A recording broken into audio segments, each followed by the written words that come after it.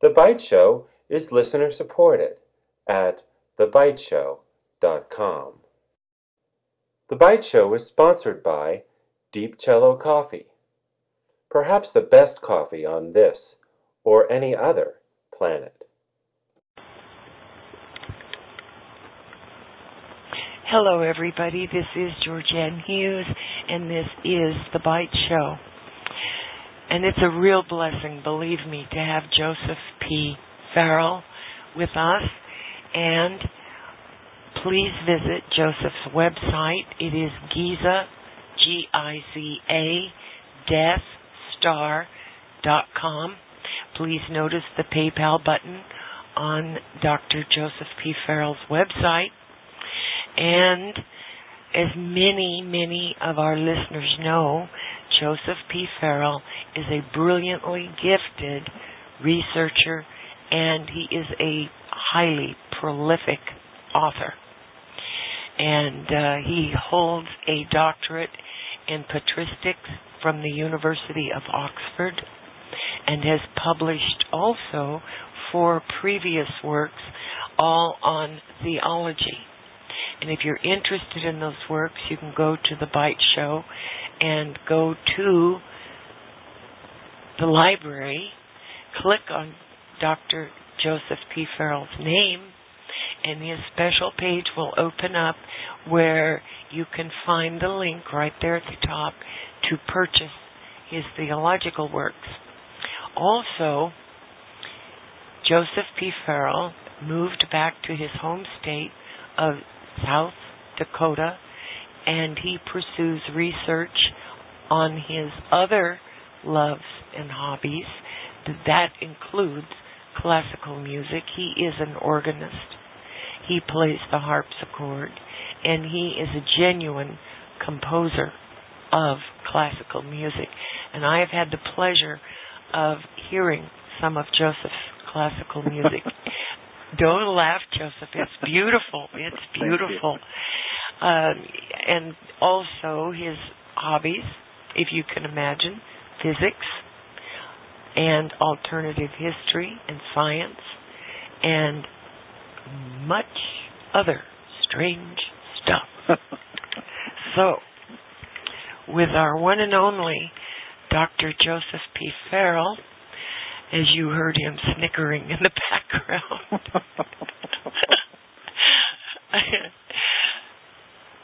We're going to talk tonight. This will be in the Cosmic War section. This will be file number 14. And we're going to get around to talking about Roswell and the Nazis. And this is, Joseph, I can understand absolutely after reading your books why this cosmic war is the foundation. Yes, it is. It has to be read first. It has to be read carefully. And if you understand this book, The Cosmic War, you will better understand Roswell and the Reich. Yes. They tie together, and we're going to get into some of that tonight. Right. So, how are people getting their copies of Roswell and the Reich now? Well, it's interesting that you should mention that. I've been kind of tracking it on Amazon. Yeah. And in the last couple of days, they have actually officially put up on their website that the book is now available. So that means that they probably actually have it in hand in their warehouses. So people can get it from Amazon, and therefore they should be able to get it, in the bigger cities and the Barnes and Nobles and good. Borders, and if not, those stores will special order it, or they can also go directly to the publisher, which for that book is Adventures Unlimited Press, and I think you've got that number up there on the... Yes, it is 1-800-718-4514. Right. Yes, and Roswell and the Reich is being ordered at this time. And there was a huge pre-sale going on this, too. Well, yeah, the book has seemed to have been spiking off and on. Yeah. I really have no idea why, but hopefully it'll do well, so... Yes, and we won't have to stand guard at your house. Yes, this is true, too. You know what I mean. I do. Yes. So, Joseph, this is, in the Cosmic War, going way back, we've got these tablets of destiny. Yes. And it seems to me that these must be real when we look at what's happening. And there were also the tablets of, how do you say, Thoth? The tablets of Tahuta, the Egyptian god, yeah. That name is spelled Thoth, and a lot of people pronounce it Thoth or Thoth, but it's actually Tahuta. The Egyptian language is kind of like Hebrew in that you have to apply the vowels.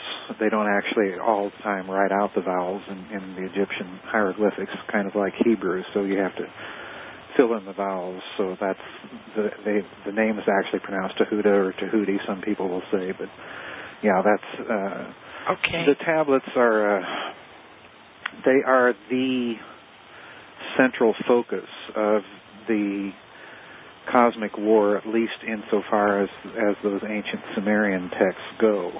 The wars are fought because of them. They're fought by means of them.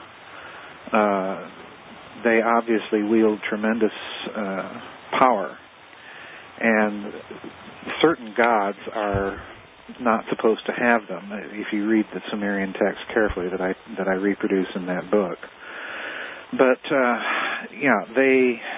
they tablets of Tahuta are, I think, probably the same thing, or at least a similar type of thing. In other words, we're looking at, in ancient Egyptian mythology and ancient Sumerian mythology, I think we're looking at the same thing. They're described in slightly different terms in each tradition, but nonetheless, one thing stands out, and that is that they are these tremendously powerful technologies, and they are obviously a technology once you sit and read the text that I reproduce in that book. So yes, that they're very, very important. Okay, another question about them. The possessors were not human as we understand human, and they were the ones that they seem to only work for males. Yes, this is another very interesting, extremely interesting thing, and it's something that I've been noticing only recently. But if you read the descriptions of the tablets of destinies and who possesses them, the original person that steals them in the Sumerian pantheon is a goddess by the name of Tiamat. Yeah. But immediately upon stealing them, she turns them over to one of her allies, a Sumerian god by the name of Kingu. And every theft and recovery or utilization of them after that point in the Sumerian mythology, they are always wielded by masculine gods or male gods rather than female goddesses, which I think is a rather interesting thing. And it's the same case, incidentally, in the Egyptian texts with Tahuta, because, of course, Tahuta is also a male god. So it appears that, yes, we're dealing with real living beings, humanoid at least in their appearance, but nonetheless, in the case of these technologies, I suspect, and one of the things I mentioned in that book, is that there appears to be some connection that is necessary to activate the power latent in these things by being in physical contact with them or in close physical proximity to them in order for them to work. So this suggests to me that we're dealing also with some sort of kind of cybernetic technology that, you know, an interface between DNA perhaps and these technologies, whatever they were. So yeah, they're an endlessly fascinating, yes. they're an endlessly fascinating theme in all of these ancient texts. Boy, well, could that be because of the chromosomal setup with the male? It could be, but again, I think we have to be kind of cautious at this point in saying too much. Okay. I'm not entirely certain in my mind yet as to where all of this is going to go, but it could possibly be that. It could be some other things that I think might be in play here as well in the DNA that, you know, at this juncture I'm really not willing to say or even really to speculate. But okay. I can say with certainty that when you read the texts, and I have a whole chapter where I try and analyze what the Tablets of Destinies are in terms of possible modern scientific speculation about them. Yes. I can say with some certainty that they can only be wielded they appear to be wielded, as you say, only by male gods. Male gods, yeah. But the other thing is they either have to be wielded in actual physical contact with them, or they have to be wielded in close physical proximity to the god that is possessing them and using them. So yeah, it's like I say, they're an endlessly fascinating subject. They're kind of the central core technology. Yeah. That this war is fought over and fought by means of. Do they have a relationship to the templates? Yes, absolutely. Oh, good. Please expand. Please amplify on that. Well, as you know, Chapter 9 of that book is the chapter that I examine what I think the Tablets of Destinies really were and why they were so important. And to explain what I think they were, and we may have covered this, it's been so long since we've talked about the Cosmic War, I don't remember what I said or what I didn't say. But if you go to the Sumerian text, and if you go to a modern physics principle called phase conjugation, optical phase conjugation, that's the technical term for it. Yeah. And let me try to explain what that is. Thank you. Yes, optical phase conjugation just sort of leaves one hanging. You know? Yes, it does. But if you take a beam of light, like from a flashlight or a laser pointer or something like that, and shine it at an angle on a mirror, okay, the light will obviously be reflected off the mirror in the opposite direction, but at the same angle as the incident beam coming to it, okay? Now, that is not phase conjugation. What a phase conjugate mirror will do is it will take an incident beam and, so to speak, time reverse it and reflect that beam right back on the source. But the interesting thing is that as it does so, the laws of physics then are reversed. So instead of the inverse square law where you have light spreading out, according to the inverse square law, what will happen is the inverse square law gets reversed. So the beam that is reflected back on the source is much more powerful than the beam that actually hits this phase conjugate mirror. Are you with me so far? Yes. All right. Now, what a phase conjugate mirror also does, and the reason they were invented actually was they came up with this idea, I think, personally, much previously to the public history of the idea. But the public history is that they came up with the idea during the Star Wars initiative under President Reagan. Because what they were trying to figure out is how do we get a laser beam of enough power to go through the atmosphere and not be dispersed and refracted and so on and so forth by the atmosphere. And the way to do it was phase conjugation. And what you do is you shine several beams of light, you interfere several beams of light on a target object. and then that's reflected into a nonlinear medium, like a plasma, incidentally. Yeah. And that medium then mixes an outgoing wave, which is phase conjugated. What you're doing is you're taking a picture of the atmospheric interference, okay? Okay. And then you're shining a beam of light through that atmospheric interference using a grid or a grating or a template that is created on the phase conjugate mirror, okay? That's what the phase conjugate mirror is. It creates a template, all right? And then you shine a beam of light through it, and that template means that when the light is shined through that template, it converges on the target that the template is reflective of. Follow me? Oh, boy. Oh, boy, yeah. Yeah, yeah, that's a whopper. Yes, it is. Now, if you take that whole idea of phase conjugation, and instead of dealing with things like atmosphere and so on and so forth, if you're dealing rather with the physical medium of space-time itself, that's kind of a super phase conjugate mirror. In other words, you'd be taking little template things and compiling a catalog of basically every target in physical space. And with that template, then, you interfere a beam of energy on it, and bang, it hits that template and is directed to the target in a time-reversed fashion. And because of that template, again, it will converge on the target with much more power. Now, this is a long way around Harvey's barn to say that this is what I think the tablets of destinies were. They were kind of a catalog of these templates of all significant objects, planets, what have you, in local celestial space. Yes.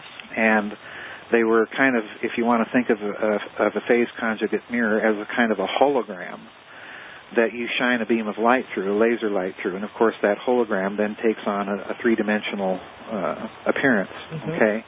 Well, the tablets of destinies are kind of like these catalogs of holograms or templates. So in other words, they are tremendously powerful. They are kind of the software, so to speak, that makes all of that super powerful directed energy weaponry that I believe to have been in use in very, very ancient times. They are the software that allows you to target that weapon. Okay. With that said, Joseph, could something like that be used for geophysical warfare? Oh, yes, absolutely. Of course it could. Of course it could. All you would really need is, again, you would need to start compiling catalogs, tablets of destinies, quite literally. Wow. Of certain target regions and what their resonance is and so on and so forth. And once you have that template, then bang, you've got your ability to target that particular area. Yeah. So yes, absolutely. This is kind of a super sophisticated version of Nikola Tesla's earthquake machine, if you want to think of it in that sense. So yes, it would certainly have a geophysical application. But there's one thing I want to point out, and it's very significant. The favored medium for creating these phase conjugate mirrors is a plasma, and particularly rotating plasma. Now, if this is beginning to sound like Nazi Bell and stars, because, what are stars? They're nothing but a big rotating ball of plasma, Now, this means that, in effect, a star itself is a potential phase conjugate mirror. So the nasty implication about this kind of physics is that any large rotating mass is a natural resonator of the kind of waves that we're dealing with here. So if you miscalculate, you can have resonance feedback effects on your home planet, on local planets in celestial space, conceivably in the sun. This is very, very, I've said this so many times before, but it bears repeating. This is very, very, very dangerous stuff, and you'd better know what you're doing before you start tinkering around with it. Well, would I be totally whacked out if I Well, if I said that I kind of look at Haiti and Chile as being a tit for tat. Oh, no, I don't think you'd be whacked out at all. Okay. In fact, I just did an interview, a short interview on another show on Thursday concerning the possibility that those two earthquakes were the result of a technology. And I think you can argue the case that they were by looking closely at the Chile earthquake, because what you have there is an 8.8 earthquake on the Richter scale. Mm-hmm. But what interests me is, and the reason why I think it may have been the product of a technology, is that if you remember the media, they were showing over and over and over again tsunami sirens going off in Hawaii and tsunami warnings in Australia and New Zealand and Japan, and they were expecting the worst. Right. And what happened in Hawaii, we got a whopping wave of a whole 2 to 4 feet in height, hardly a tsunami. Right. Now, and the same thing with Japan and Australia, which should not have been the case in an earthquake in a coastal area like what occurred in Chile. Right. Because, again, water is a nearly frictionless medium. Mm-hmm. And that means that, the inertia from the earthquake would have been transmitted very easily to the water and then across the ocean, and bang, you hit those coastal areas in Australia and Hawaii and Japan. But this did not happen. And that, to me, GeorgeAnn, is a clear indicator or signature of a technology that was in play to damp the inertial effects of that earthquake. Intentionally damp it. So that leads to the idea that possibly the earthquake itself may have been the product of a technology. And there's one other thing that I think is very significant in this regard. Okay. And that is that the earthquake took place in a city in Chile called Farrell. Yes. And that city is coincidentally very close to the old Nazi compound at Colonia Dignidad. And there still is a very heavy presence of, let's just say, post-war exilees in that area of Chile. And that area of Chile is right across the Andes Mountains from our good old friend, Dr. Ronald Richter, who was doing all sorts of nice things down in that part of Argentina. So in other words, if we want to look at that earthquake as the product of a technology, then I think a message was being sent back to the people sending messages with Norway spirals and, everything else that they've been sending messages. So I think we're looking at a very strong possibility that we're dealing with a kind of a covert earthquake war here between two factions that have possession of some really very nifty and gnarly technology. Interesting name, Dr. Richter in the Richter scale. Another perhaps interesting synchronicity. Yeah. Oh, awesome.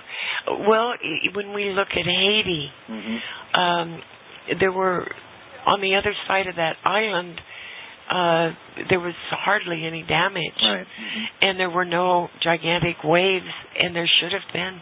Yeah, this is again one of the suspicions that I have about the Haiti earthquake is that there were, at least to my knowledge, there were not the kind of seismic ripple effects in the Dominican Republic, and there were no oceanic accompanying events. So again, taking the argument that I just presented with Chile, you extend it backward to Haiti, and it would appear that we're dealing with the product of a technology rather than a natural earthquake in the normal sense. Yeah. So. And Chile has had ongoing, not just aftershocks, but fairly large quakes since then. Right. Well, the interesting thing is I even put in right at the end of Roswell and the Reich. I put in some seismic graphs of what's going on in Antarctica. Oh, yeah. And the amazing thing to me, GeorgeAnn, is when you look at the graphs, I put in a seismogram of a normal Antarctica earthquake. Yeah. And then I put in a seismogram of another Antarctic event that appears to be some sort of explosion that was set off down there. Was that before the big tidal wave that hit Indonesia? That's a good question. I don't recall right off the top of my head. I can't really say. Okay. But the other interesting thing to me in the seismograms that I put into Roswell and the Reich is that there are seismograms of these enormously low frequency, ultra long wave activity stretching for hours going on in Antarctica. And again, I don't know of any geophysical model, really, that, to my mind, would adequately explain why you have this immense amount of activity stretching for hours of very, very long wave activity. The needles, you've seen the graphs, they're just all over the chart. Yeah. And these are very long waves, and they last for hours. And to me, this is exactly the kind of signature that you would get, I think, using some of this physics technology to produce them inside of the Earth. And that would be a natural place that you would want to do that sort of thing, because nobody's there other than, a few Russian stations and British and American scientific outposts. You could pretty much do anything down there you wanted to. So yes, I think we are looking at, to be quite honest, a kind of a covert war, using some of the technologies that I've described in the Cosmic War. And I want to say one more thing, and I meant to say this in response to your introduction, and that is, I think,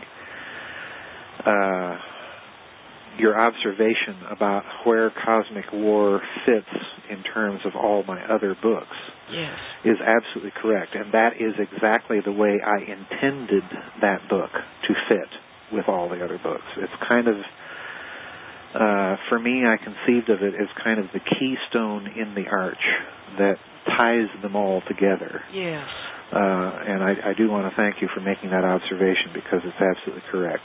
Well, if you don't read the Cosmic Wars and understand that foundation, you get lost in these other books.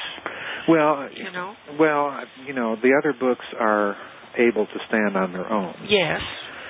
But I did intend them to kind of move to the point of the Cosmic War and let people see that this is one and the same kind of physics that the Nazis were up to. And that's the reason why they classified that whole Bell project as war decisive. The A-bomb didn't even merit that classification from them, because, it was a mere pop gun by comparison to what you could do with this stuff. Well, Joseph, where, and I know we don't like to speculate, but, we know that these very ancient ones had some kind of fantastic technology. Yes. So, did the German scientist just kind of one day sitting there drinking his ale, in a pub somewhere, just sort of, it pops in his head? No. Or was this something that was progressive, or are they in contact with malevolent beings? Well, there has always been a school of alternative research and thought, and I use the word research very lightly here and very loosely, that has argued that at some point in the period between the wars, much prior to when the Nazis took power, that there were these secret societies within the Weimar Republic, like the Thule Gesellschaft and the Vril Gesellschaft and all of these other German secret societies, that the claim has always been put out after the war that the Vril Society did in fact use mediums, psychics, and so on and so forth to channel some of this information. Now, the problem I have with that story thus far, and it's been around for a number of years. Yes. But the problem I have, GeorgeAnn, with that story is that it's coming out of the same exact circle of post-war neo-Nazis that were kind of based in and around Vienna. And they're the same group that's putting out this nonsense about Nazi flying saucers called Haunebu and Vril, actual field propulsion saucers. Yeah. That were in production in Nazi Germany in 1944 and 45. Well, there has never been a shred of proof that the Nazis were working on those types of saucers. Okay? Yeah. They certainly were working on flying saucers. Let me be very clear about that. They certainly were. But when you dig into that story, they were working on just basic kind of very advanced versions of jet aircraft was what they were trying to do with them. They were not to the point, in my opinion, of developing an actual practical field propulsion technology, although with the Bell project, that's obviously one of the implications of that project. But the war ended before they could make it a practical technology for propulsion. But the other thing I think we have to go to is that within the period between the wars and then once the Nazis take power, you do have within Germany a philosophical and scientific ferment that is thinking through physics and engineering problems in a radically different way than what we are accustomed to thinking of them now. And particularly once the Nazis take power and the SS is established as an organization within the Nazi state, as a bureaucracy within the Nazi state, you have within that bureaucracy certainly a culture, an ideological culture, that is fueled by all of this esoteric and ancient lore. And when you couple that with the scientific type of thinking that the Germans were doing in between the wars, and not just the Germans, there were other people doing it, but the Germans were certainly out in the forefront and had the most people doing it.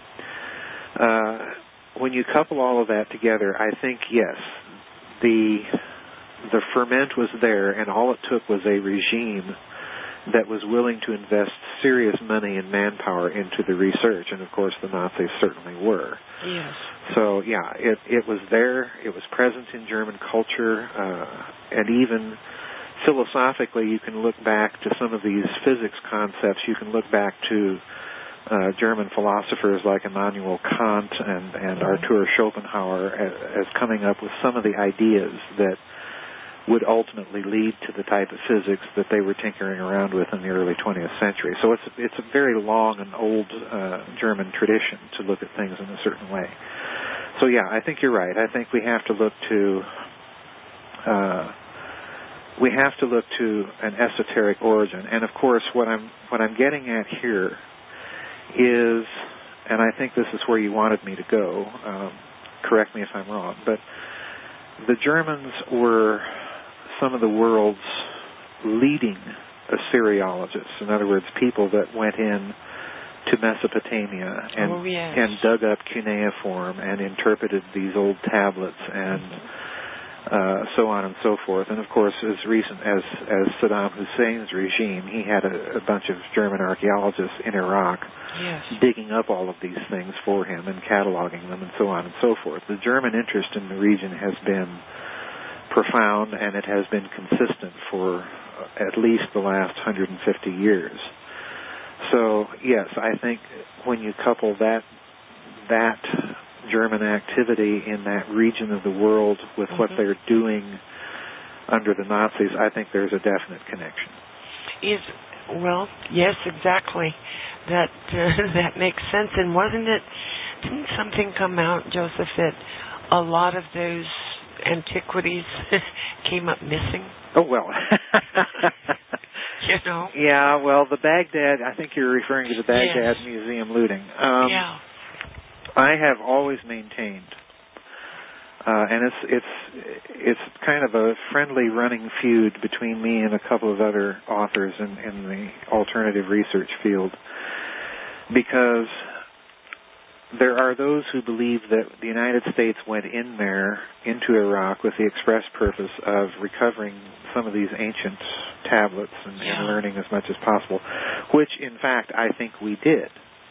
But those people go on to say that we kind of staged the Baghdad Museum looting and then pretended to recover a bunch of stuff while we kept the really cool stuff, okay? Yeah.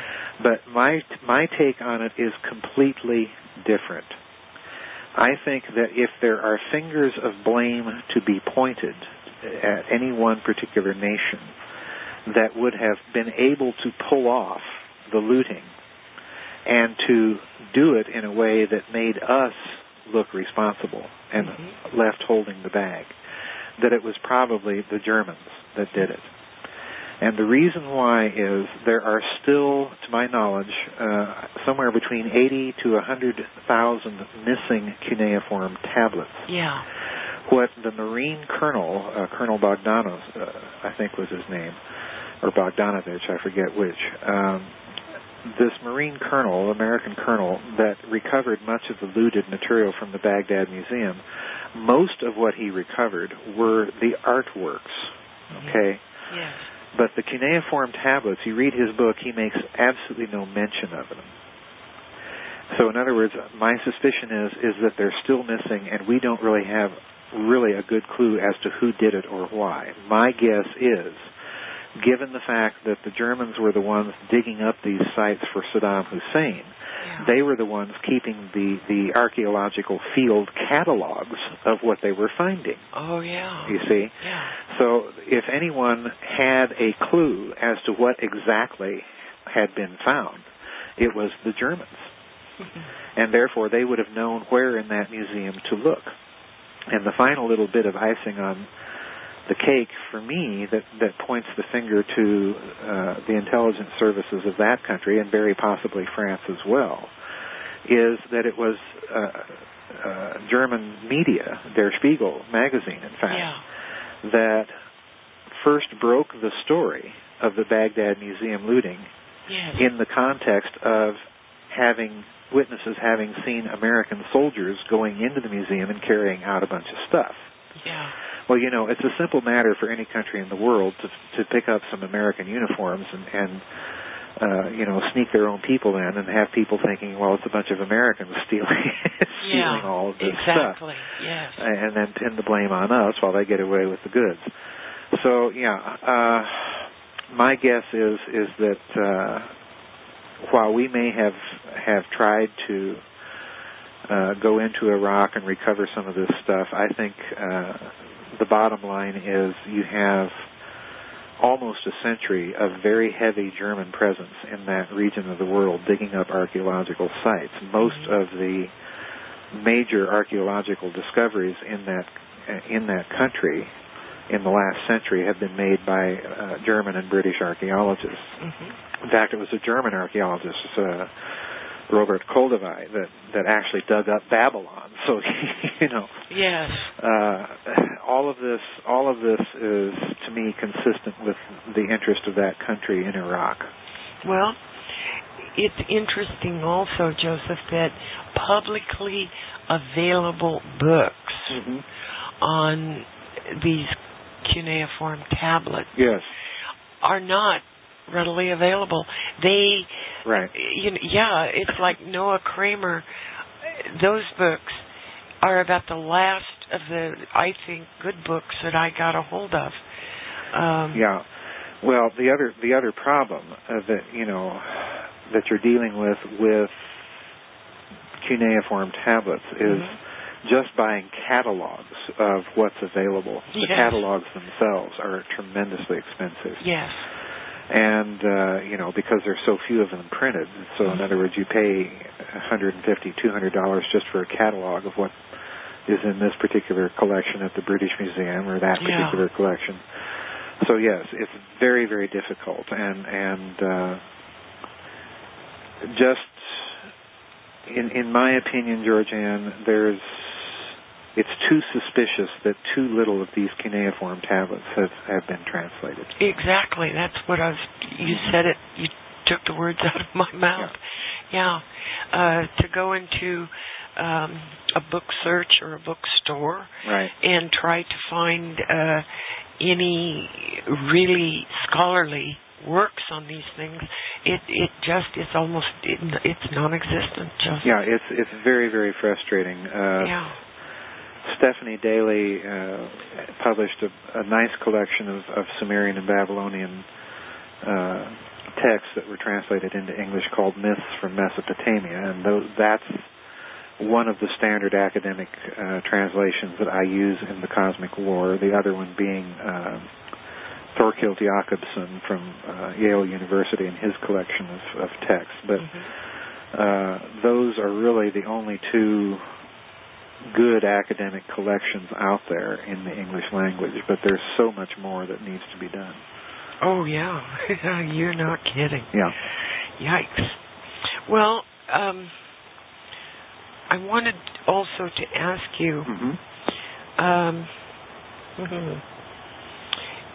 the version of Genesis, the Torah, right, the first 5 books, when were those? How do those books fit in relation to their Babylonian captivity? The timeline. Yeah, there are.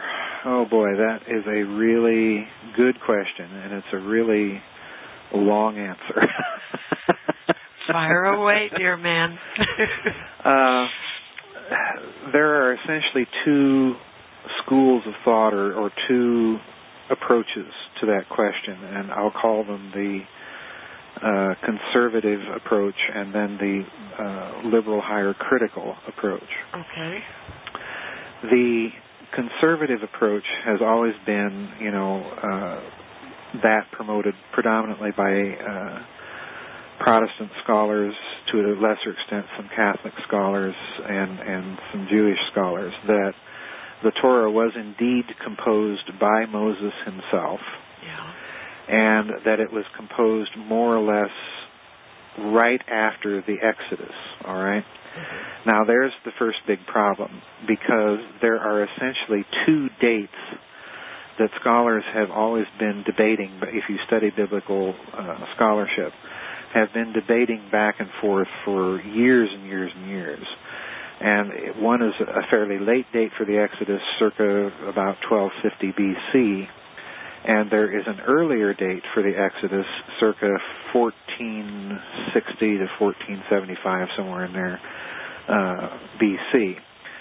Now, recently there has also grown up a very, very serious revisionist chronology in Egyptology, which suggests that the Exodus may have happened even earlier than 1450. Okay, so that school of thought places the Torah and its origin much, much earlier than the Babylonian exile, which was, of course, in the 6th century BC. So that for that school, it's not really even true to say that the Torah has anything to do with the Babylonian exile. But when we turn to the higher critics, a certain kind of biblical scholarship, in other words, that emerged beginning in the late 18th century and then continued all through the 19th century, there is a formal academic theory within biblical studies that's called the documentary hypothesis. It's also known by the names of two of the German scholars that kind of put the finishing touches on it. It's sometimes known as the Graf-Wellhausen hypothesis, and then sometimes it's also known as the JEDP theory. Okay? Now, those 4 letters, J, E, D, and P, stand for what scholars believe were the 4 documents from which the Torah was eventually composed. And they believe that process of composition lasted over centuries. Okay? so that the Torah did not emerge into its final form until right about the time of the Babylonian exile, a little bit before, and then for some scholars even during the Babylonian exile. So you have a completely different chronology that has been put forward by those people in the last 200 or so years. And the order of documents that I listed for you, the J, E, D, and P, yes. those letters stand for the Yahlist document, which is the Hebrew name for God, Yahweh. The E document, that stands for the Elohist document, where the word Elohim is used for God. Mm-hmm. The D document is the Deuteronomist document. In other words, these scholars believe that the book of Deuteronomy was basically kind of a fake composition that was composed by King Josiah and his court and then placed into the temple where it could be discovered, which is what these scholars argue happened in the 6th century B.C. And then the final document, P, that stands for the priestly document, which was the final codification of all those laws that eventually become the Torah. Okay? So in other words, they're thinking that the Torah was not the composition of Moses. It certainly was not composed in its final form that we have it today in the period of the Exodus. They believe that there were several people involved in the composition over the centuries, and then one or two editors put it into its final shape. Mm-hmm. So you have basically two very, very opposed schools of thought with two very, very different chronologies. Now, the interesting thing, putting it into context of your question, it is only in the context of the documentary hypothesis that you get any sort of possible connection to Babylon and its possible role in the influence of the composition of those 5 books. So, we're in this is a debate that I can assure you has been going on in biblical scholarship for the last 200 years. Back and forth and back and forth and back and forth. Most of the churches now, the mainline churches, have adopted some version of the documentary hypothesis in their official Bibles that they publish, because you'll find, the Catholic Jerusalem Bible and so on and so forth, or the New Revised Standard, these different new versions will have their editorial notes. If you read them carefully, you will discover they're based on some version of this documentary hypothesis. Evangelicals, on the other hand, have completely avoided that type of biblical criticism and are in fact opposed to it. So, this continues down to our own day, and it even shows up, the influence of these opposing viewpoints shows up in the translations that each advocates. Wow. Yeah. Well, this, we could talk on this for hours. Yes, we could. Yes, we could. Because, it's like someone has an agenda, And, well, yes, I we've discussed this privately, and I don't want to go too much in depth here in this interview, but my own opinion that I come to now is I personally have never been a subscriber to the documentary hypothesis. Okay. For a number of very picky reasons that we'd be discussing all night. If I were to try and explain my reasons, I'd have to really get into the nitty-gritty of that theory, and that would bore everybody. But yes, the bottom line is I do have the very strong intuition that much of the Old Testament biblical text is an edited text, but that the editing has not been done in the way that the advocates of the documentary hypothesis claim. Yes, yes. Because what they're saying is that the editing was all done in the name of a late emerging Hebrew monotheism. Mm-hmm. And that is as far as they take the agenda. I think that there are much more hidden agendas. I get into some of them in my books, or at least hint at some of them. Yes. With, the very peculiar alchemical readings of Moses melting down the golden calf idol that the Hebrews had made. There are some other things that you and I have talked about in this series, the Tower of Babel, and how that story is just kind of squatting there. You don't really know where it comes from. It's just plopped down in the middle of the text without much of a context by which to interpret it. And the other peculiar thing about it, as we've discussed before, is that there's no morality in play. Yes. In the story. Right. People have had the idea that there is, but, you can only get that idea by reading into the story at that point. Yeah. So its occurrence there has always kind of strongly suggested to me that there's some sort of agenda taking place in the editing of the Old Testament text. Mm-hmm. I don't subscribe to the idea that the higher critics do, that there were several editors over several centuries, because it looks to me that the editing was too consistent. In other words, it was a tightly controlled affair. Yeah. So that if there was more than one person involved, it had to have been people in close physical and temporal proximity to each other that had a consistent goal in mind when they did it. So that's kind of my take at the moment. Okay. And I don't want to get into more details of why I think these things at this juncture. It's just we're just not ready to go there. Right. And we don't need boots on our doorstep. And some of those things. I've discussed them with you privately, but yes. I know. Well, when we go and we look at this grand assembly of the, how do you say it, the Anunnaki? The Anunnaki. Anunnaki, okay. They are, or are they not, the Sumerian equivalent of the Nephilim? Well, yes and no. The term Anunnaki simply means those who came down. In other words, those who came down from heaven.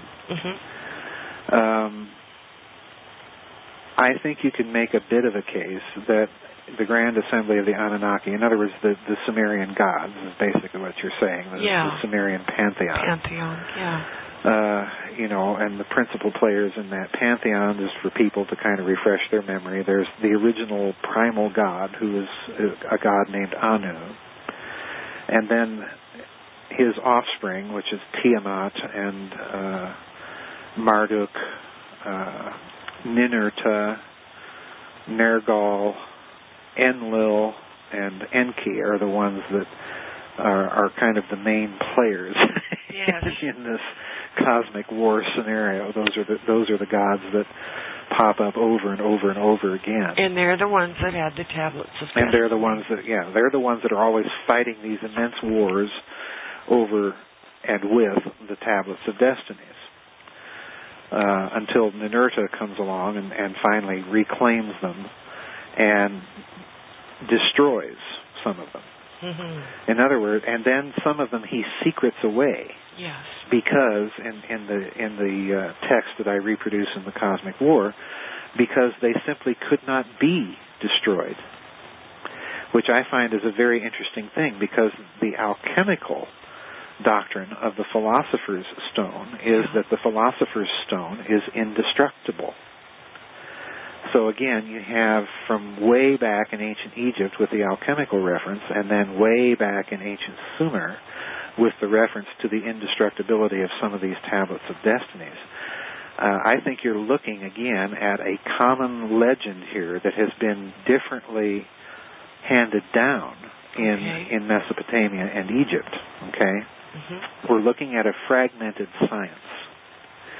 And as I mentioned in the Philosopher's Stone, it's very interesting to me that the medieval alchemist Paracelsus comes right out and says that when that ancient lost science was fragmented, the Babylonians got the astrological component. Yeah.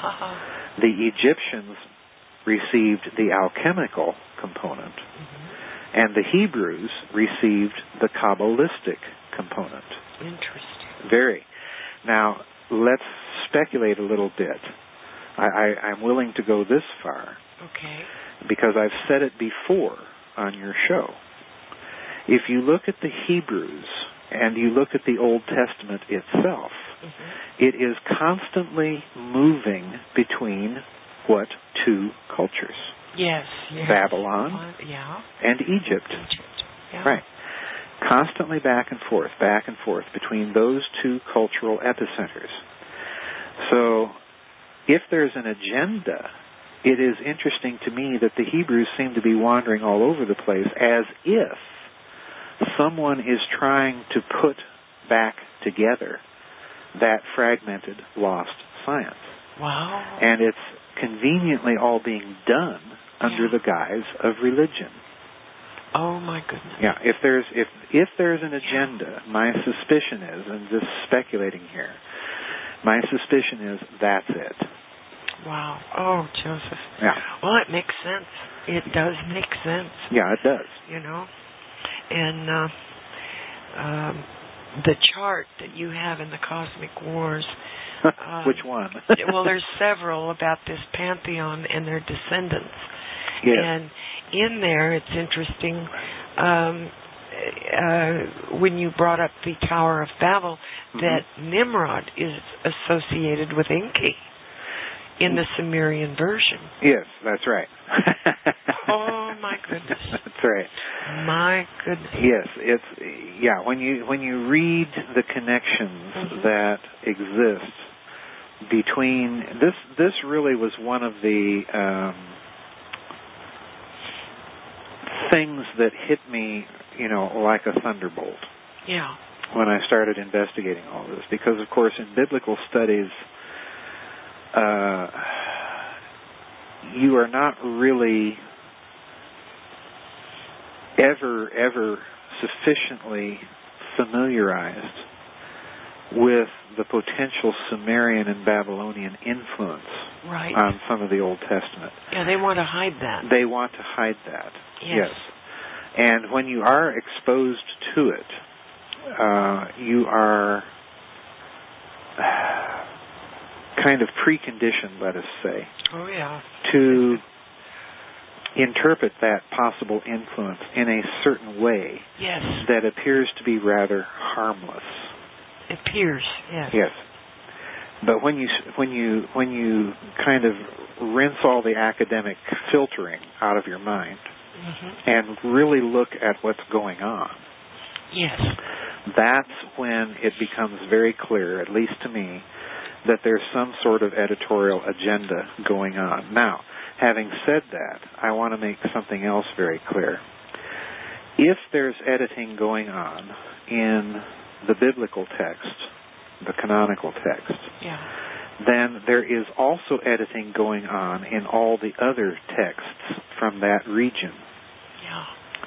So in other words, if you're going to compile a story, a revisionist history, so to speak, from Egyptian and Sumerian and biblical texts, then that's precisely what you have to do. You have to consult all of them and compare them to each other very, very, very carefully and in detail.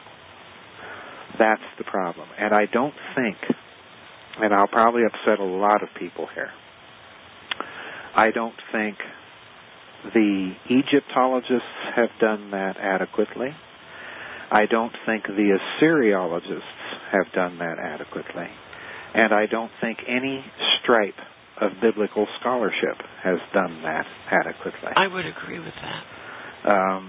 This is something that still remains to be done, at least publicly. I'm not saying that there may not be people that have done this privately. Yes.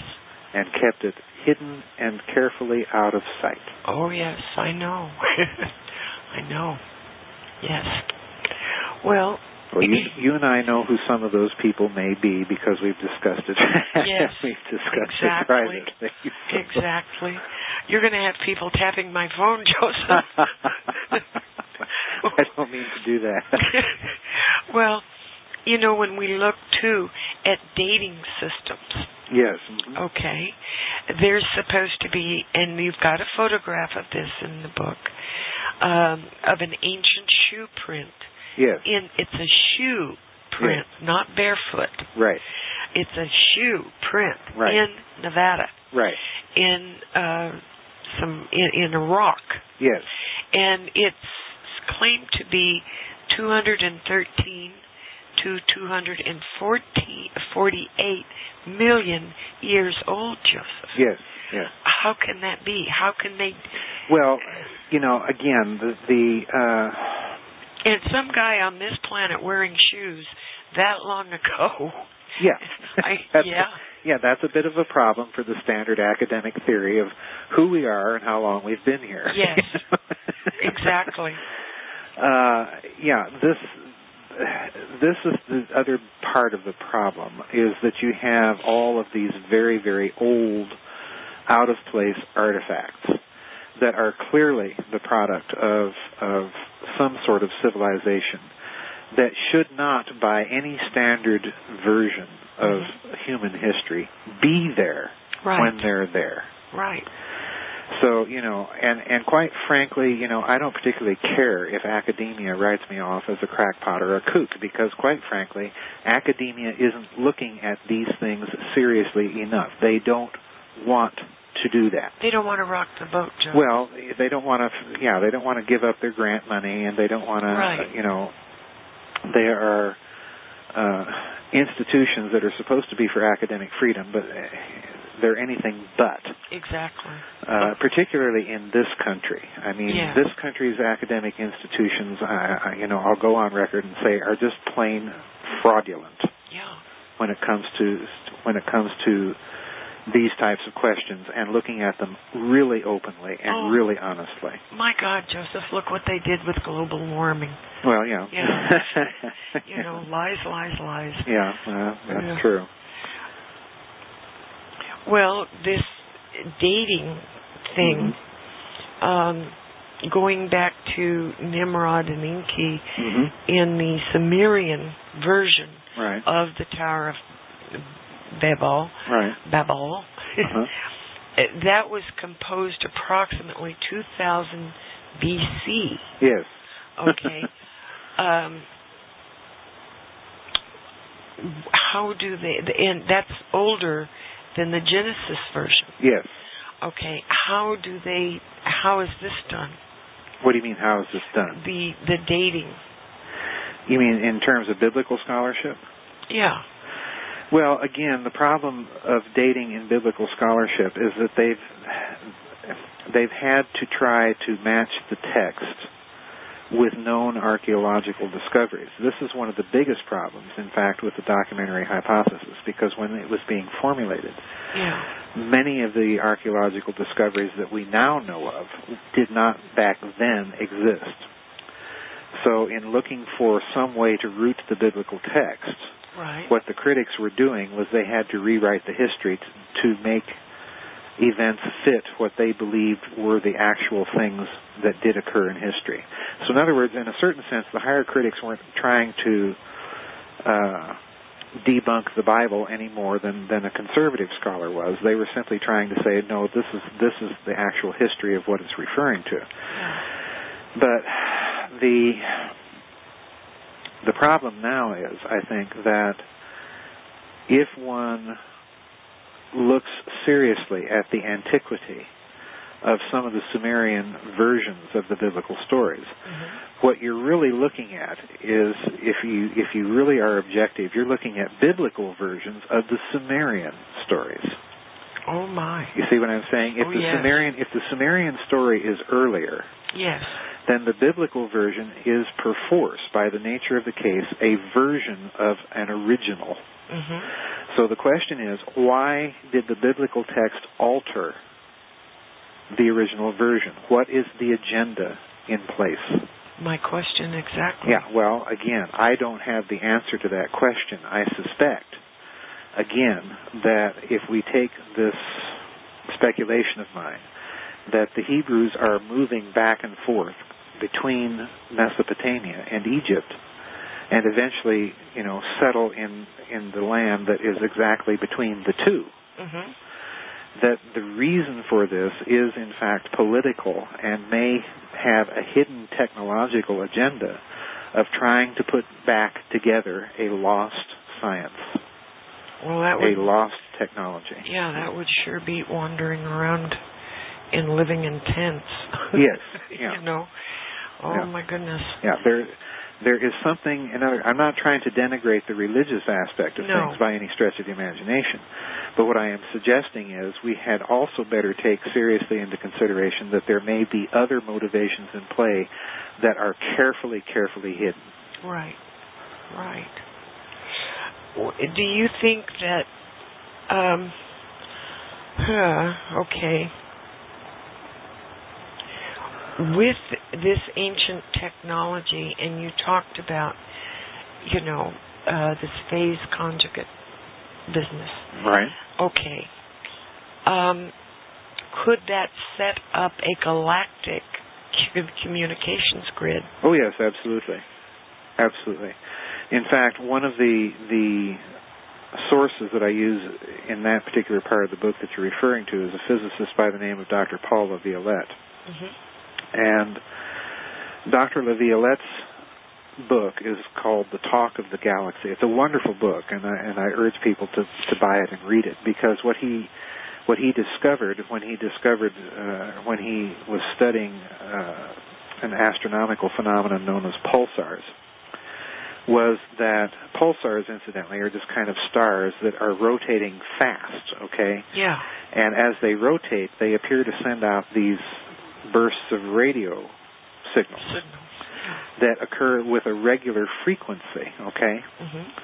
But now what's interesting to Dr. LaViolette is that these pulsars are not, and I repeat this word, they are not randomly distributed in the galaxy.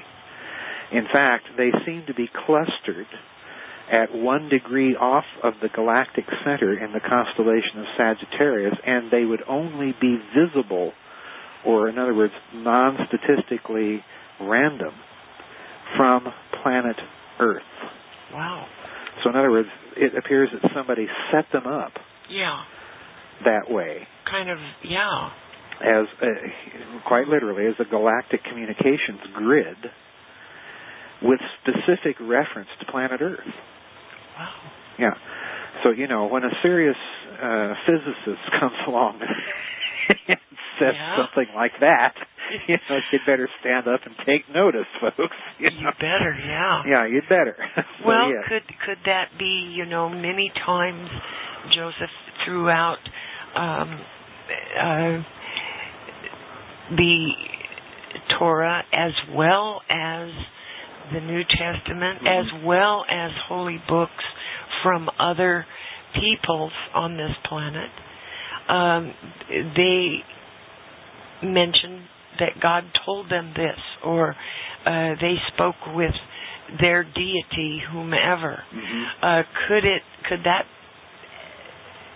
galactic communications thing have something to do with that? Oh boy, GeorgeAnn. Oh, my mind's on fire right now. Yes, I can tell it is. Oh. And I know you can't say yes or no, but can we explore that? Let me put it to you this way. Okay. That is such a good question that I can answer part of it now. Okay. But I think once Babylon's Banksters is out and you read a certain portion of that particular book, oh dear, and discover what it is, oh my gosh, what it is that some of these ancient temple money fraternities are up to, you're going to absolutely be floored. Oh. But the short answer is, could that grid have been used to fake religious experiences? Yes. Short answer, yes. Oh my gosh. Ooh. Yes. Because, let's go back to our longitudinal electroacoustic waves in the physical medium, okay? Yeah. Remember my analogy of jump rope waves and yardstick waves? Yeah. And let's repeat the analogy so that people understand what we're talking about. Oh, please. Normal electromagnetic energy, the radio waves that you listen to in your car, Yeah. those are jump rope waves or Hertz waves or sine waves, okay? So if you have two people stand up and sort of loosely stretch a jump rope between them, and one person jerks the jump rope up and down, okay? Yes. Most of the energy of the wave that is transmitted to the other person is lost in the up and down motion of that wave, okay? Okay. That is normal electromagnetic energy that travels at the velocity of light. With me? Yes. Now, instead of stretching a jump rope between the two people, now put a yardstick. Okay? And have one person pulse that yardstick repeatedly. Okay? Mm-hmm. All of that energy is transmitted to the other person instantaneously. Oh my gosh. So in other words, if you extrapolate from the analogy now, that longitudinal or pulsed wave, that's what a longitudinal wave is. It's a pressure wave, just like a sound wave in the air or a sound wave in water. That's a longitudinal wave. It's a pressure wave. Okay. Well, a pressure wave in the medium, by the nature of the case, GeorgeAnn, is superluminal. In other words, it travels faster than the velocity of light. Yeah. Okay?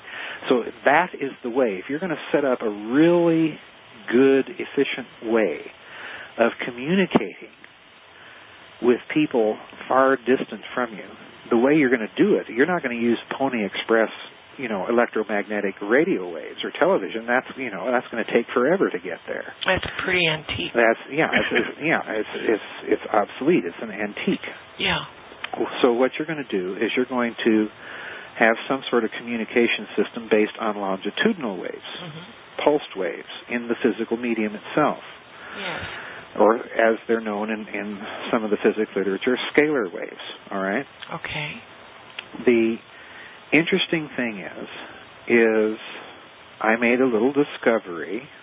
Actually, it's not my discovery. I discovered a man who made the discovery of a very interesting ancient application of scalar waves. So could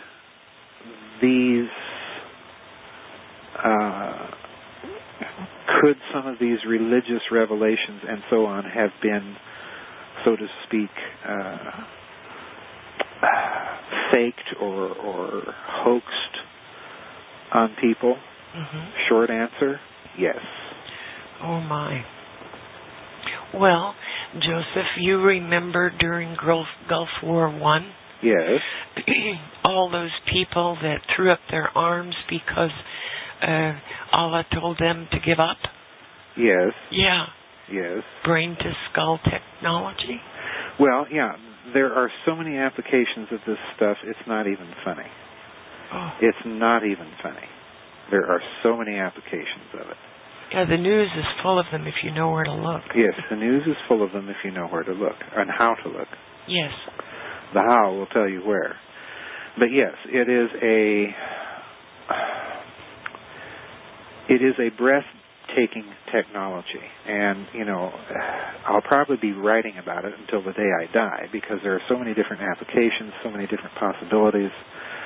And particularly so when you take these modern discoveries and go back and read some of these very, very ancient texts, because it's very clear once you do that they are describing this in detail. In the Giza Death Star destroyed, I take some of those old Sumerian texts and do that. Yes. And the amazing amount of parallel between the Enuma Elish, for example, and descriptions of some of the signatures of this scalar technology are just mind-boggling. Oh, yeah. it's unbelievable that, yes, it is. And everything seems to have been at one time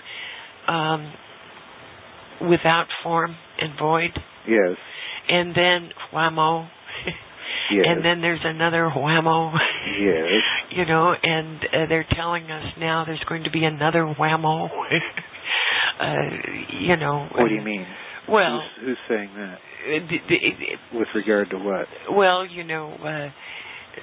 there's this hysteria that the end of the world is coming again, with this Planet X coming near. Oh yes, the Planet X and the 2012 stuff and all of that. Yeah. Well, and Joseph, I can see how it would be of benefit to certain people that all of us believe that.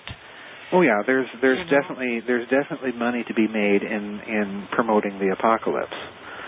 I'm not an apocalypticist, as you know. Yes. I have no time for dispensationalist theology that the American evangelical community is into. I have no time for that. Yeah.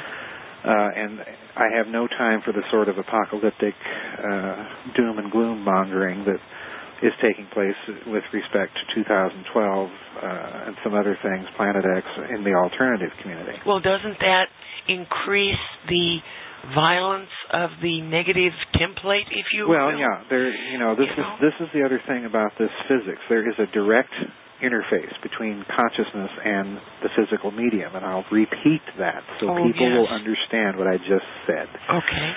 There is a direct interface between consciousness and the physical medium, so that to a certain extent the medium itself will respond to a lot of negativity by producing negativity. Yeah. So, I'm not a doom and gloomer for that precise reason. If you keep thinking negative vibes and the world's going to destroy itself, it may very well do that. Yeah. It's high time that we realize that we are not passive players in this story. That's right. We are active ones. That's right. And if I upset a certain crowd of predestinarians in the audience, that's too bad. Well, no, Joseph, there's been experiments run by numerous groups. Yes, that's quite so. Where someone is, something's going to happen, okay? Right. And numerous people know about it in advance, and they focus on it with, shall we say, good thoughts, positive thoughts. Yes. And that whatever it was that was so bad doesn't take place. It doesn't happen. Yes. Or the people involved in it are arrested, so it doesn't happen. Yes. Yes. I mean, it's amazing what the human mind can do if it just knows it can do it. Yes, yes. It's the old power of prayer paradigm. Yes. It's high time to start combating evil and evil people with the weapons that we do have available. That's right. And that's, number one, prayer, or if you don't pray, then think good thoughts. Yeah. And quite literally bind these evil people and their own plans so that they go nowhere. Yeah. I'm just not a doom and gloomer. For that reason. Well, I think every day that we have is a blessing. Yes, it is. And we should react that it is a blessing. Absolutely. Yeah. Absolutely. Thankfulness is one of the key, I think, components of a genuinely humane human spirit. You bet. Because that requires a certain amount of humility before God or before the universe or whatever it is that you acknowledge as some sort of higher power. Mm-hmm. For me, it's God. But there are people that don't have that, but are nevertheless good and decent people. Yes. So, it's high time to quit pinning labels and hating someone or disagreeing or nitpicking and fighting over stupid stuff, silly stuff. And, you know, in the scheme of the universe, all that silly stuff is so meaningless. Yeah, well, it's silly. Yeah. That's why it's silly stuff. It's meaningless and silly. Well, I've got another question. Mm-hmm. With all of this ancient stuff, you know, the technology that we believe that existed, and there certainly seems to be substantial documentation that it did exist. Right. How does all of that fit in with, say, Roswell and the Reich? And you mentioned a power plant, a neutronic engine. Idiots don't build things like that. No, they don't. And, that the Nazis were storing massive amounts of thorium. Yes. Okay, so how do we come forward and fill this in, Joseph? Well, the whole physics of this Nazi Bell project that I've been kind of cataloging and documenting throughout these various books. Right. That whole physics is one and the same physics as this ancient stuff with phase conjugation and rotating plasmas and so on and so forth. All of that physics is bound up in detail in this Nazi Bell project. That's why the project fascinates me. Because what it indicates to me is that the Nazi state is, as it were, kind of a resurrection, a conscious and deliberate attempt to resurrect the technology of Atlantis, for want of a better expression. So the Roswell incident, the documents that you're referring to there with the neutronic engine, are a set of Magic 12 documents that are called the Cooper-Cantwell documents.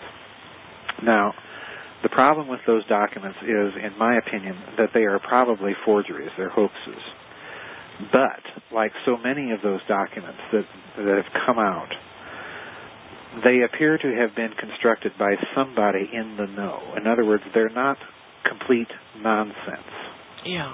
There are grains of truth in them, so that you have to subject them to interpretation. Excuse me. Now, you also mentioned the Nazis and thorium, and that's a really good thing. That's a wonderful detail to pick up on, because when the Allied intelligence teams went into the Third Reich at the end of the war, trying to sniff out the actual state of progress of the Nazi atom bomb program, excuse me. Yes. One of the mysteries that has persisted to this day is we have no explanation for why the Nazis were stockpiling massive amounts of thorium. None. By the conventional physics and thinking of our intelligence teams and engineers that went into the Third Reich, they just could not figure out what in the name of sense were these Nazis doing with all this thorium. Yeah. And the Nazis themselves, after the war, the neo-Nazis put out this story that, well, we were just exploring its possible uses in a toothpaste as a whitening ingredient. Now, Are you kidding? No, I'm not kidding you. Oh, my gosh. That was actually put out. Oh. And I know, I don't know about your listeners, but I know that I don't want to be brushing my teeth with thorium. No, I don't think so.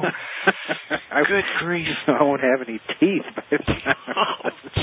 But anyway, I think that in actual fact, and I write about this in the Philosopher's Stone, that the Nazis had a very sophisticated technology of isotope separation, and that technology is called laser isotope separation. In other words, you have to have lasers to make this technology work. And the technology is based on a tunable gas laser. In other words, the lasing cavity is not a crystal, it's a gas. Okay? And the gas has to be chosen to be resonant to the kind of isotope that you want to separate. And what you do is the lasing cavity, the gas that produces the laser beam, is of a certain frequency that is resonant to the isotope that you want to separate. And then you take that chemical element of the isotope that you want to separate, and you gasify it, and you beam the laser beam through that isotope with an electrical polarity. And what that does is it collects the isotope that you want on electrical plates of the opposite polarity. It's a very, very efficient way of collecting very pure isotope and in great amounts. All right? Wow.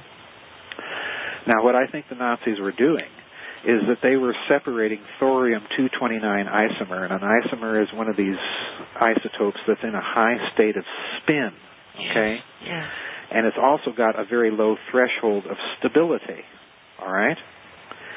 Now, what that means is when you de-excite that isomer, in other words, you slam on the brakes and force it to stop spinning, the isomer will spit out massive amounts of energy in the form of gamma ray bursts, and it will slow down, it'll stop spinning, and in some cases it'll even fission spontaneously. In other words, you have the same principle at work in an atom bomb, but you are doing it by slowing it down, by pulsing it, making it stop, okay?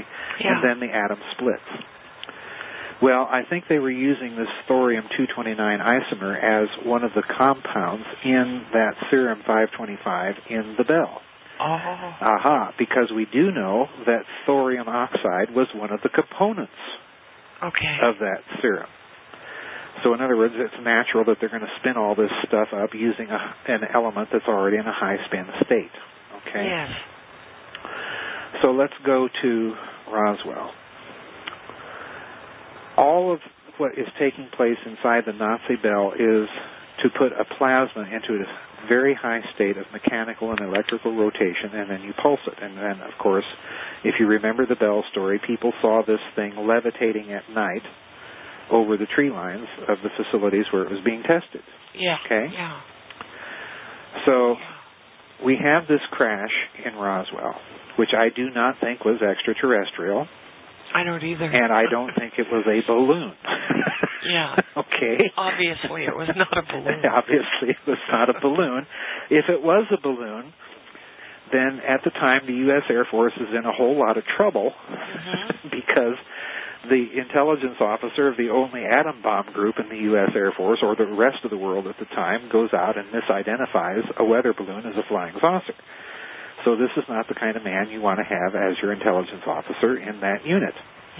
In other words, the story that the Air Force put out the same day that it put out the flying saucer story, that it was simply a mistaken case of misidentifying a weather balloon, that's nonsense. Oh, boy. Their intelligence officer simply is not that stupid. You know? Exactly. So I look at it this way, GeorgeAnn. What crashed there at Roswell, as we mentioned in the other interview on Roswell and the Reich, was Nazi. And when I say it was Nazi, I don't mean that it was the product of some Nazi technology that we brought back to this country. Right. And that our Nazis were running for us. No, no, no. What I mean by Nazi is it was the crash of something that came from an independent Nazi project. The people with no telephone numbers. The people with no telephone numbers and no addresses that live in Latin America. Yeah. Okay. Yeah, maybe down there around Concepcion. Yes, maybe down around Parral, Chile, and San Carlos Bariloche in Argentina, you know. Oh, my. Yeah. If that's what happens at Roswell, that is going to send the United States military into a tailspin of panic. Of course. Because this is 2 years after the war.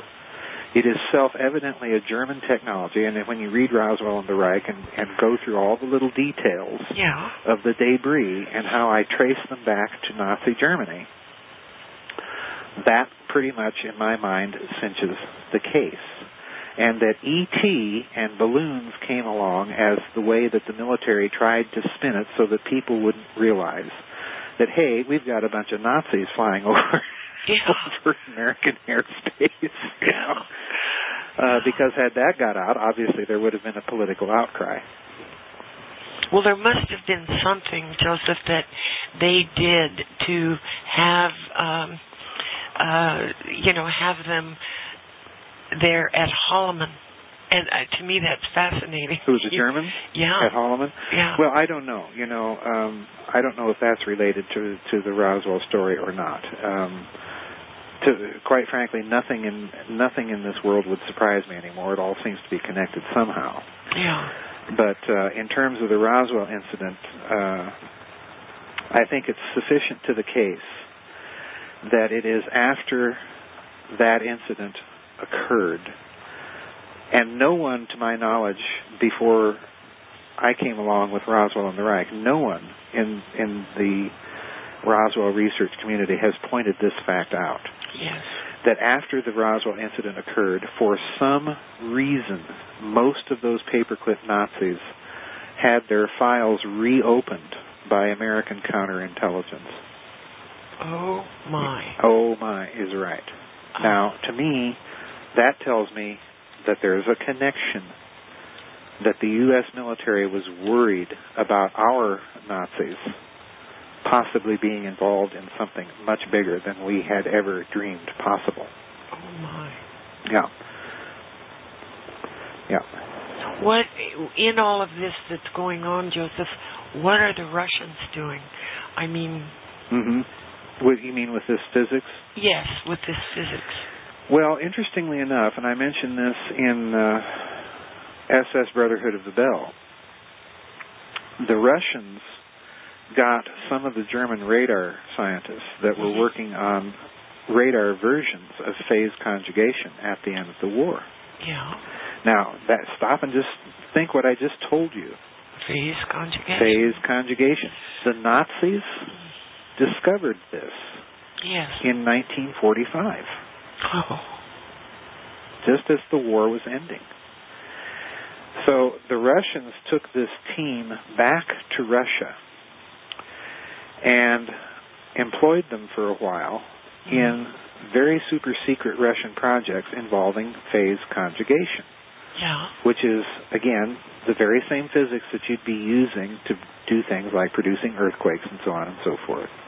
And, of course, the Russians had Dr. Nikolai Kozyrev, that I talk about in the Philosopher's Stone quite a bit, who came up with the idea that, okay, stars are not emitting enough neutrino energy for the thermonuclear version of stellar energy to be true. So what he's really telling you is that there's some other energy source at work in stars. Wow. And that's where the whole idea of torsion comes in. Yeah. And once you say torsion, you're right back to this whole idea of scalar physics and a physics that manipulates directly the physics of the medium. Because what are stars? They're rotating balls of plasma. And when you say rotation, you're saying torsion. What was the bell? It was a huge device to do what? Rotate plasma. So we're in the presence of one and the same physics. Now, interestingly enough, the head of that German radar team, his name was Dr. Richard Hellmann, an apt name. Yeah. This fellow, for some reason, ended up being released by the Soviets in 1955. Uh-huh. Yes. And he made his way from there to, guess where? Brazil. Oh, yes. Where he worked on a similar project for the Brazilians. And I find that extremely interesting. Yes, it is. Because if you look at the physics papers coming out of Brazil in the last 20 to 30 years, they are extremely interesting, and they're very avant-garde. Mm-hmm. They're sort of out of the mainstream. Wow. And the other interesting thing about Brazil is that it has a fiercely independent energy policy. Mm-hmm. Yeah. So I think there's good reason to believe that one of the players in possession of this technology is precisely Brazil. and the group of Nazis that were working very covertly for the Brazilian government. Yeah. Oh, yeah. We don't care about your politics. Yeah, we don't care about your politics. We just want our toys. Yes, leave us alone. Leave us alone. Oh, absolutely. Mm-hmm. Oh, Joseph, fascinating, fascinating. It really is. It's a huge story. Well, is this applicable to the technology that they had way back there? Well, yes, it's all one. My point over and over and over is that this is all one and the same physics. The physics I write about in the Giza Death Star is the same physics I write about in the Cosmic War, and it's the same physics as I write about in the SS Brotherhood of the Bell. It's the same physics I wrote about in Secrets of the Unified Field, the Philadelphia Experiment, and the Nazi Bell, and the Discarded Theory. It's the same physics that I believe that this Richter character was investigating in Argentina. Yeah. It's the same physics that was, I believe, in use in whatever crashed at Roswell. It's the same physics that's part of this Soviet research that I detail in the Philosopher's Stone. It's one and the same. And it is the same stuff. So the ancients had these physics. The ancients, when you say ancients, I want to make sure that people understand. I don't necessarily mean that the Babylonians had it or that the Egyptians had it. What they had was a residue of it. Yes. That there was a pre-existing, much higher civilization. Oh, yeah. That had this stuff long ago. And the evidence that existed is in those ancient texts from those civilizations in that region. Because those texts are describing a war and a technology in a detail that Babylonians or Egyptians would not have known of had they not heard it from somewhere else. Yeah. Yeah. Well, we read in mythology, this god threw his lightning bolts, and this one threw his thunderbolts. Yes. And, all of those stories are talking about some kind of technology. In my opinion, yes. Even the ones, Joseph, where the women were deceived. I forget. The mother of Heracles. Mm-hmm. Her husband was away somewhere at war or whatever, and she believed he had come back and conceived a child. Right. That later it was found out that it wasn't of her husband. It was someone who was identical. Right. And is this also, can we classify this as a type of technology? Or classify what? Someone being able to take the place of or look like someone else. Possibly. Possibly. Boy, that's scary. Yes. Yes. Wow. Yeah, there are little indications of a technology in most of these mythologies if you choose to read them in that way. Yeah. In other words, if you choose to read them as containing a kernel of truth that has been handed down through generation after generation and possibly millennia after millennia. So, there is, I think, sufficient evidence in most of these ancient texts that there was a very old, very sophisticated, very high civilization with a very high science. And let's not forget Paracelsus' little observation that was fragmented into different components deliberately. Yeah. And that there was a deliberate attempt made to reconstruct it. Yeah. Well, remember Paracelsus and his homunculus? Yes, I do. Yeah. Yes, I do. Yeah. Very fascinating. Yes, it is. Joseph, thank you very much. You are welcome. And everybody, please visit P. Farrell's website. It is GizaDeathStar.com, and there is a PayPal button there. Please make use of it.